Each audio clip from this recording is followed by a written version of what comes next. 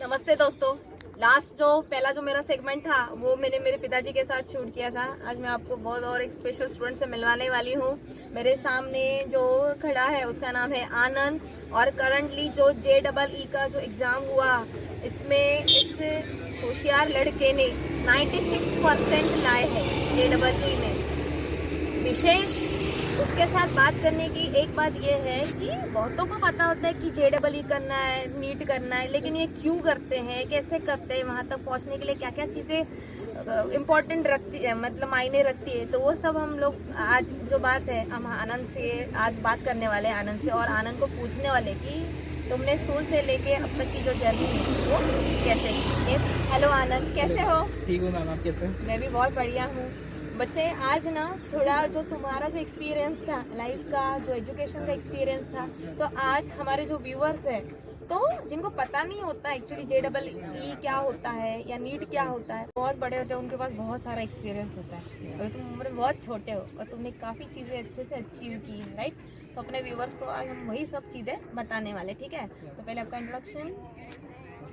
Hello friends, मेरा पूरा नाम आनंद अशोक कुमार अमर है। जैसे कि मैम ने बोला कि मैंने JEE में 96 परसेंटाइल स्कोर किया। अदर देन डैट मैंने JEE के 2 पेपर और होते हैं, जैसे कि JEE आर्किटेक्चर होता है और JEE प्लानिंग होता है। उसमें भी ऑल इंडिया रैंक 1000 स्कोर किया और बी प्लानिंग में 3000 स्कोर किया। सो ये सब का एक ही लॉजिक था मेरे पास, एक ही मोटिव था। एक ही मोटिव था कि मतलब कोई भी एग्जाम दे रहे हो तो एग्जाम देने से मतलब वो पढ़ना नहीं है पहले कि आपको उसका सिलेबस क्या ये क्या, बट पहले एग्जाम को जानना चाहिए कि एग्जाम देना क्यों है हमें। लाइक उसके पीछे एक लॉजिक होना चाहिए, कुछ मोटिव होना चाहिए एग्जाम दे रहे हो आप, कि ऐसे नहीं कि सब दे रहे तो सब हम भी देंगे। क्योंकि आफ्टर 10th का सबके पास यही क्वेश्चन रहता है कि करना क्या आगे जाके। तो सब एक ही चूज करते हैं मैम कि चलो अगर इंजीनियर में JEE देते हैं, नीट देते हैं, ये दो फैक्टर चूज करते हैं। बट रीजन नहीं कि अगर बीट चूज करें तो हम भी क्यों चूज करें।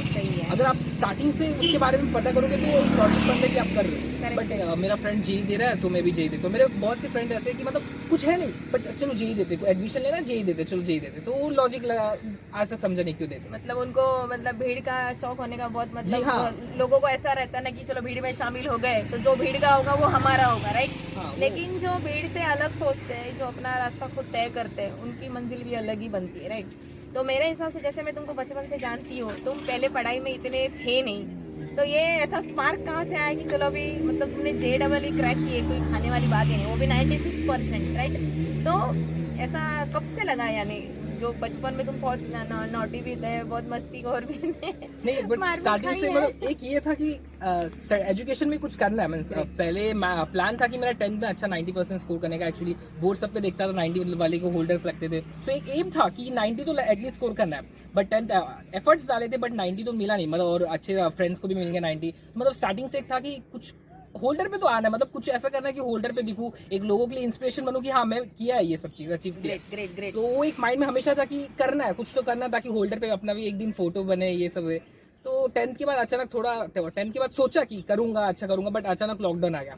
सो 11 तो उसमें चला गया। बट 11 जाने के बाद मेरे को रियलाइज हुआ कि अब एक ही ईयर है और करना पड़ेगा, क्योंकि सिर्फ 10th करके कुछ होने तो वाला नहीं है। और लाइक स्टार्टिंग से कि इंजीनियरिंग करना है, अगर जो चीज कर ही रहे हो तो उसको अच्छे से करने का, कि ऐसा करके छोड़ तो नहीं देने का ना। तो उसको एक परफेक्ट प्लान के अकॉर्डिंगली किया। तो मतलब एक बात नोटिस करने लायक है कि मतलब जो भी आपको करना है वो मैं 12th में जाने के बाद सोचूंगा, मैं 11th में जाने के बाद सोचूंगा, ये गलत है। जी, ये गलत। जो आपको करना है वो आपको 8th या 9th स्टैंडर्ड से आपको डिसाइड करना है कि भाई मुझको करना क्या है। JEE करनी है या नीट भी अगर करनी तो उसमें स्पेशलाइजेशन क्या है, और मतलब जो करना चाहते हैं उसके बारे में पूरा नॉलेज या अवेयरनेस आपको होना चाहिए, है ना? ऐसे है, जरूरी है, राइट? तो मतलब तुमने अभी ये जो 96% जो लाए हैं, इसके बाद आपका मतलब नेक्स्ट प्लान क्या है? What is next? फिलहाल तो NIT दुर्गापुर में मुझे एडमिशन मिला है, उससे मैं बीटेक करने का सोच रहा हूँ। एंड आफ्टर दैट MTech का प्लानिंग है, बट पहले जो 4 साल है वो इफेक्टिवली सोच रहा हूँ, पहले वो निकालूँ, उसके बाद आगे का प्लानिंग, उसके वाइज इंटरेस्ट कैसा रहेगा उसी अकॉर्डिंगली प्लान करूँगा। ओके, आप व्यूअर्स को बताओ कि कितने घंटे पढ़ाई करनी चाहिए, मतलब एक पढ़ाई का पैटर्न क्या होना चाहिए? आजकल जैसे कि हाँ, स्टडी कितना आवर्स करते हैं वो मैटर करता है। बट आजकल मैं देख रहा हूँ कि बच्चे लोग क्या करते हैं कि ट्यूशन में पढ़े 3 घंटा, कॉलेज में पढ़े 6 घंटा, वही करते 9 घंटा, हाँ 9 घंटा पढ़ लिया।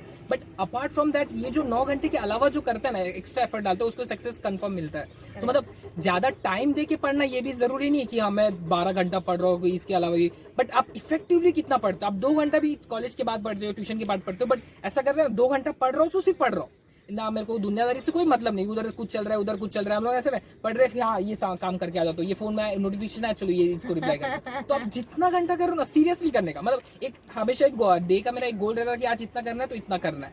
तो अगर नहीं हुआ तो ऐसा लगता है ना कि नहीं हुआ यार आज कुछ ना, ऐसा मतलब सबने नहीं यार नहीं हुआ आज नहीं हुआ कल उठ के करना ही पड़ेगा, ऐसा एनी हाउ करना पड़ेगा। तो एक पहले एक टारगेट फिक्स करने का, एक डे का कि मेरे को आज ये करना है, तो एनी हाउ वो ऐसा माइंड में रहता है ना कि आज ही नहीं किया तो अगले दिन उससे ज्यादा हाँ आज तो करके रहूंगा आज तो करके रहूंगा, तो ये जल्दी होते रहता है इफेक्टिव। मतलब जैसे एक सिंपल थोड़ा सा अगर मजाक अगर मैं एग्जांपल दूंगी, जैसे कंगारू जैसे जंप करता है, हाथी ने अगर सोचा कि मैं भी जंप करूंगा तो हाथी का तो पैर ही टूट जाएगा, राइट। तो अगर लेकिन हर रोज अगर थोड़ी थोड़ी अगर हम लोग प्रैक्टिस करते हैं, मतलब दिन का अगर थोड़ा सा गोल एक घंटे का गोल डिसाइड किया, मतलब 8 दिन, मतलब एज पर माई नॉलेज अगर 8 दिन आप 1 घंटा अगर कॉन्स्टेंट पढ़ते हो तो फिर 8 दिन के बाद फिर उसके घंटे बढ़ा आवर्स बढ़ा, राइट, 2 आवर्स, फिर नेक्स्ट, ऐसे करते करते आपकी जो आवर्स है वो ऑटोमेटिकली बढ़ते और आपको हैबिट लगती है, सही है ना। तो इसके अलावा जब आप स्कूल में थे तब आपका ऐसा कुछ फिक्स पैटर्न था क्या कि मुझे इतना ही पढ़ना है, या जैसे बाकी बच्चे फिर एकदम पढ़ाकू होते हैं एकदम कीड़ा कि नहीं अभी पढ़ाई में घुस गए हैं तो मैं बाकी कुछ सोचूंगा नहीं करूँगा, ऐसा कुछ किया है तुमने? नहीं मैम ऐसा मतलब आज तक तो मैंने नहीं किया, मैं तो पूरा मतलब स्कूल लाइफ भी एंजॉय किया, और ऐसा नहीं कि स्टडीज पे इतना इफेक्ट पड़े, क्योंकि मैं sports as a sports person भी बहुत से स्पोर्ट्स खेला हूँ, फिर एक्टिंग में भी बहुत इंटरेस्ट है तो एक्टिंग भी करते रहा, उसके साथ साथ पढ़ाई, क्योंकि आप अभी स्कूल लाइफ में ऐसा नहीं कि आप पूरा 10th में मतलब पूरा फोकस करो कि पढ़ाई, अदर्स बहुत से एक्टिविटीज है जो necessary day to day life में बहुत जरूरी है। तो जब भी आप पढ़ाई करते हो एक प्लान में अकॉर्डिंगली, बस इतना जरूरी नहीं है कि आप दिन रात पढ़े, इसलिए एक प्रॉपर प्लान और हो जाता है कि एक ये थॉट था ना कि मतलब एक वेल प्रूफ प्लान से ना आप टॉपर को भी हरा सकते हो। टॉपर के पास ना सिर्फ नॉलेज रहता है, आप एक प्लान बनाओ प्रॉपर प्लान, आप टॉपर को भी हरा सकते हो। ये बात नोट करने लायक है कि जो टॉपर होते हैं वो पढ़ते हैं, लेकिन जो वेल प्लानिंग के साथ करता है वो उस टॉपर को भी पीछे छोड़ के आगे चला जाता है। मतलब लाइफ में कौन सा भी काम करो उसके लिए प्लानिंग बहुत जरूरी, बहुत ज़्यादा जरूरी है। तो अभी तुम्हारा जो नंबर लगा है वो तुम भी बाहर जाने वाले, राइट, एक यस वेस्ट बंगाल, एक नई ज़िंदगी शुरू होने वाली है, नया सफ़र है और बहुत सारे नए एक्सपीरियंसेस रहेंगे, राइट। तो आज के यूथ के लिए तुम क्या मैसेज देना चाहोगे, जो तुम्हारी एज की जो भी जनरेशन है उनके लिए? मतलब मेरे बहुत से ऐसे फ्रेंड है जिसने स्कोर नहीं किया बट कैलिबर उनमें बहुत है, तो इसका मतलब ये नहीं हमेशा मतलब ये नहीं होता कि अगर एक एग्जाम में स्कोर नहीं किया तो इसका मतलब आपका कैलिबर कम हो गया, आप हार्डवर्क मतलब आप बंद कर दोगे, ऐसा। बट आप में कैलिबर है, बिलीव खुद पे बहुत जरूरी रहता है कि अगर आप पे बिलीव है ना कि आपका इंस्टीट्यूट मैटर नहीं करेगा कि आप NIT से पढ़े हो IIT से पढ़े हो, बट खुद पे बिलीव है ना कि आगे जाके कुछ अचीव कर सकते, वो बिलीव आपको ऊपर लेके जाएगा। तो मतलब जरूरी नहीं कि क्रैक नहीं हुआ तो कुछ नहीं हुआ हमारी लाइफ में, तो बट कोशिश हमेशा करना कि हाँ हो जाएगा हमसे, एक पॉजिटिव माइंडसेट से हमेशा लाइफ में अटैक करने का, ताकि हाँ ये नहीं हो रहा है सबसे तो मैं ट्राई करता हूँ। तो एक पॉजिटिव माइंडसेट से आप कभी भी रहोगे तो आगे जाके हमेशा ये होगा। तो और कभी डाउट मत करो कि मैं कर पाऊंगा कि नहीं, खुद पे हमेशा बिलीव रखो और हो जाएगा, आराम से हो जाएगा अगर खुद पे बिलीव रहे तो। करेक्ट है, मतलब सबसे इम्पोर्टेंट चीज़ है कि खुद पे पहले विश्वास करना सीखना चाहिए। जब हम लोग खुद पे विश्वास करेंगे तब हम बाकी चीज़ों पे विश्वास कर सकते हैं, नहीं तो खुद पे ही विश्वास नहीं और बाकी दुनिया पे विश्वास करने चले तो कहीं तो डूबना तो फिर तय ही है, राइट नो। तो इसीलिए मतलब इस शॉर्ट इंटरव्यू में भी इतनी सारी बातें अगर आपने बहुत ध्यान से सुना होगा, बहुत बातें नोटिस करने लायक है। अभी ठीक है जेई किया, बट अब आपके स्कूल आप कहाँ से पढ़े हो, कौन से स्कूल से? Don Bosco. आप कौन से कॉलेज से पढ़े हो? KM Agarwal college. Agarwal college, right, जो कल्याण वेस्ट में है जी, बहुत फेमस है। और जहाँ से तुमने ये जेई की जो पूरी तैयारी की थी उस इंस्टीट्यूट का नाम? पोटे ग्रुप ऑफ इंस्टीट्यूट है, उसका एक ब्रांच है एस्पिरेंट एकेडमी, उससे किया। एस्पिरेंट एकेडमी में इतने बेहतरीन स्टूडेंट्स अभी तैयार हो रहे हैं, राइट। तो कॉलेज भी अच्छा है, जहाँ से जिस इंस्टीट्यूट से ये बाहर अभी पढ़ के निकला है वो भी बहुत अच्छा है, सब चीज़ें अच्छी है। और उससे भी बढ़कर जो इसके अंदर जो करने का जो जज्बा है वो ज़्यादा मैटर करता है। अगर इसने अगर सोचा ही नहीं होता तो मुझे नहीं लगता कि तुम इतनी बड़ी एग्ज़ाम और इतने हाई परसेंटेज के साथ क्रैक करते, है ना। और एक लास्ट क्वेश्चन मेरा, बहुत सारे पेरेंट्स को पता नहीं होता है कि मतलब ये फॉर्म कब निकलते हैं या जेई का क्राइटेरिया क्या होता है, मतलब वो थोड़ा सा ज़रा बोलो ना कि मतलब उसका है क्या वो। यूजुअली सबको ये तो मालूम है कि 10th के बाद जेई होता है। जेई बेसिकली इंजीनियरिंग स्टूडेंट्स के लिए होता है जो आगे इंजीनियरिंग करना चाहते हैं। तो जेई का 2 एक एग्जाम होता है, एक जेई मेंस और जेई एडवांस होता है। JEE advance is only for IIT, जो IITian बनना चाहते हैं, IIT में जाना चाहते हैं, तो वो जेई एडवांस देना रहता है। बट जेई एडवांस देने के लिए आपको जेई मेंस क्लियर करना रहता है, तो उनका पहले से एक क्लासिफिकेशन रहता है कि ये कास्ट का इतना का परसेंटेज आना चाहिए, तो आप एडवांस दे सकते हो। तो मिनिमम हर साल देखा जाए तो 8 लाख अराउंड पेयर होते हैं मेंस के, और मेंस के क्वालिफाई होते हैं, एडवांस के क्वालिफाई होते हैं 1,45,000। तो आपको पहले मेंस देना, वो क्वालिफाई होने के बाद आप एडवांस दे सकते हो। और मैं अभी तो क्राइटेरिया हट गया। पहले ये क्राइटेरिया था कि आपको PCM, ये एग्रीगेट सब्जेक्ट में आपको 75% चाहिए 12th में, तो ये आप कोई भी NIT या IIT या IIT में एडमिशन ले सकते हो। अभी तो क्राइटेरिया फिलहाल कोविड की वजह से हट गया था, तो अभी आगे का मे भी आना चाहिए वो क्राइटेरिया, क्योंकि वो क्राइटेरिया की वजह से कि आपका स्टार्टिंग से 12th पे भी आजकल बच्चे ध्यान नहीं देते हैं। 12th को छोड़ के वो जेई के पीछे कर रहे हैं। अभी बहुत से ऐसे स्टूडेंट्स हैं जो 12th को छोड़ के जेई कर रहे थे, एंड अगर इनकेस जेई नहीं होता फिर उनके पास कोई ऑप्शन लेफ्ट नहीं होता, फिर एक और ड्रॉप लेते, फिर एक और ईयर वेस्ट हो जाता है। बराबर है, सही है। तो मतलब ऐसे 2 फैक्टर होते हैं अलग अलग, राइट। बहुत बार ऐसा होता है कि पेरेंट्स को भी कंफ्यूजन होता है ना कि भाई है क्या इसके आगे या करना क्या है। मतलब वो तुम्हारे थ्रू ये बात बहुत अच्छे से क्लियर हो गई। मुझे तुम्हारे ड्रीम के बारे में बोलो।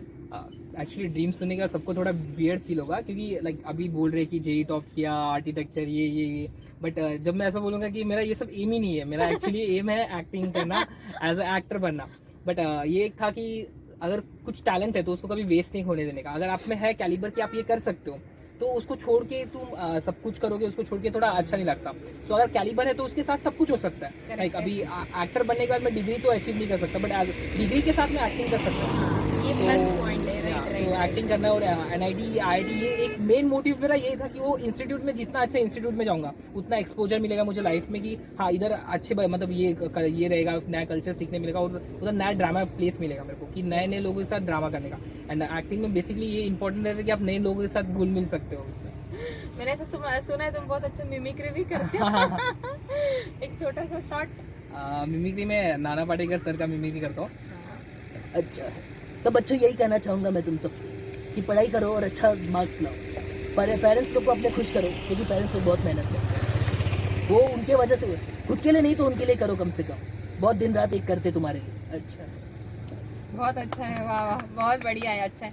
और सच में पेरेंट्स के वजह से ही, क्योंकि वो मेन ब्रिज है, वो अगर वो ब्रिज नहीं है तो बाकी हम लोग कोई भी चीज़ अचीव नहीं कर सकते। ऑब्वियसली मैम, वो एक रीज़न थे कि हाँ वो इतना कुछ कर रहे हैं मेरे लिए। लाइक बचपन से इतने बड़े इंस्टीट्यूट में पढ़ा रहे थे मुझे, बचपन से फोटोग्राफ ऑफ एजुकेशन में ही था मैं। तो एक था ना कि मतलब स्टार्टिंग से इतना खर्च कर रहे हैं मुझ पर कि वो कुछ चाहते नहीं रिटर्न में, सिर्फ इतना चाहते हैं कि इसको हाईली क्वालिफिकेशन, मतलब अच्छा क्वालिफिकेशन, फिर आगे लाइफ भी अच्छा इसका रहे। तो एक उनके लिए कि था कि इतना मेहनत करे तो उनको रिटर्न में, मेरा फर्ज बनता है कि उनको रिटर्न की।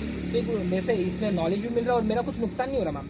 पढ़ के मेरा कुछ किसी का नुकसान तो होने नहीं वाला, तो एक अच्छे से पढ़ लिया तो उनको प्राउड फील हो रहा है आज मेरे को। सही है। और पढ़ाई की हुई और एफर्ट्स कभी वेस्ट नहीं जाते। हर एक का एक डिवाइन टाइम आता है, और जब वो डिवाइन टाइम आता है तो जो ईश्वर होते हैं, भगवान होते हैं, वो बहुत भर भर के देते हैं। इसीलिए इससे एक बात सीखने लायक बहुत अच्छी है कि जो भी पेरेंट्स हमारे लिए एफर्ट्स डालते हैं, आज की जनरेशन ने तो बिल्कुल नहीं भूलना चाहिए, क्योंकि बहुत सारे बच्चे से तुमने हमारे लिए क्या किया, इतना मतलब बेशर्मी की जैसा वो जवाब देंगे कि बेचारे पेरेंट्स को ऐसा लगता है कि ये मेरा ही बच्चा है ना। तो ये बात तो ज़रूर नोटिस करो कि जो भी कर रहे हो अपने पेरेंट्स के रिस्पेक्ट के साथ करो, क्योंकि पेरेंट्स ही ऐसे होते हैं कि जो बिना अपने फ़ायदे या नुकसान का मतलब सोचे बगैर वो अपने बच्चों पे इन्वेस्ट करते हैं, राइट। तो उनकी रिस्पेक्ट कीजिए, ठीक है। और आने वाले समय में आनंद को हम लोग देखेंगे कि आनंद उसका ड्रीम अचीव करता है कि नहीं। और ये और भी बहुत अच्छी बात है कि एक डिग्री के साथ साथ वो अपना जो शौक है एक्टिंग का, वो उसने छोड़ा नहीं है। अभी भी जब उसको समय मिलता है वो ऑडिशन भी देता है, बहुत सारा मतलब एक्सपीरियंस भी है उसके पास। तो ईश्वर, मैं मेरे चैनल के थ्रू मैं तुमको मेरी बहुत सारी शुभकामनाएं देना चाहती हूँ कि तुम्हारा ड्रीम भी कंप्लीट हो और तुम्हारी बहुत अच्छे इंस्टीट्यूट में जो डिग्री है वो भी बहुत कंप्लीट हो, और बहुत सारी सफलता तुम्हारी ज़िंदगी में आए। मेरे बहुत सारे बेस्ट विशेष। और दोस्तों, जो भी ये वीडियो देखेगा इसमें से बहुत सारी चीज़ें सीखने लायक है। बेफिजूल गेमिंग के चैनल को लाइक, शेयर, सब्सक्राइब करने के बजाय अगर ऐसे बच्चों के थ्रू अगर आपको 2 चीज़ें भी अगर सीखने के लिए मिलती है तो खुद को ब्लेस समझो, राइट। तो फिर मिलते हैं एक नए वीडियो के साथ, एक नए अचीवर के साथ। Till then take care, bye bye.